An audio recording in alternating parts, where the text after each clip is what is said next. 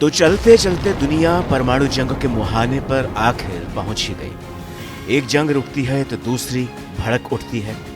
युद्ध विराम की एक कोशिश होती है तो दूसरी तरफ से जोरदार हमले शुरू हो जाते हैं। रूस यूक्रेन जंग रोकने की कोशिशें चल ही रही हैं। दोनों के हमले बदस्तूर जारी भी हैं। तो वहीं मिडिल ईस्ट में इजराइल गाजा को कब्रिस्तान बनाने पर आमादा है। लेकिन अब एक नया खुलासा बहुत बड़े खतरे का ऐलान कर रहा है। दरअसल एक सवाल बड़ी तेजी से मिडिल ईस्ट में गूंज रहा है। सवाल यह है कि क्या ईरान पर हमला करने की तैयारी में है इजराइल। दरअसल एक नई खुफिया रिपोर्ट से पता चला है कि इजराइल ईरान के परमाणु ठिकानों पर हमला करने की योजना बना रहा है।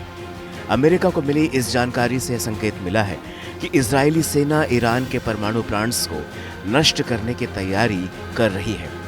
अमेरिकी चैनल CNN ने अपनी रिपोर्ट में कहा कि अमेरिका को यह जानकारी हाल ही में मिली है और इसके मुताबिक इजराइल इस समय ईरान के परमाणु ठिकानों को निशाना बनाने के लिए गंभीरता से प्लानिंग कर रहा है। हालांकि अमेरिका के अधिकारियों के बीच इस बात पर मतभेद है कि क्या इजराइल वाकई इस तरह का हमला करेगा या सिर्फ दबाव बनाने की रणनीति पर काम कर रहा है। इस मुद्दे पर अभी तक अमेरिकी राष्ट्रीय सुरक्षा परिषद, वाशिंगटन स्थित इजरायली दूतावास और इजराइल के प्रधानमंत्री कार्यालय की तरफ से कोई ऑफिशियल स्टेटमेंट नहीं आया है। सूत्रों के मुताबिक पिछले कुछ महीनों में ईरान पर हमले की संभावना इसलिए भी बढ़ी क्योंकि ईरान अब परमाणु हथियार बनाने के बेहद करीब पहुंच चुका है। अगर अमेरिका और ईरान के बीच ऐसा कोई समझौता होता है जिसमें ईरान को यूरेनियम पूरी तरह से खत्म नहीं करना पड़ता, तो इजराइल के लिए खतरा और बढ़ सकता है, जिससे हमला होने की आशंका भी बढ़ जाएगी। राष्ट्रपति डोनाल्ड ट्रंप का प्रशासन ईरान से परमाणु कार्यक्रम को लेकर बातचीत करना चाहता था। ट्रंप ने हाल में दिए एक इंटरव्यू में कहा भी था कि वो एक भरोसेमंद और शांतिपूर्ण परमाणु समझौता करना चाहते हैं, न कि कोई सैन्य हमला।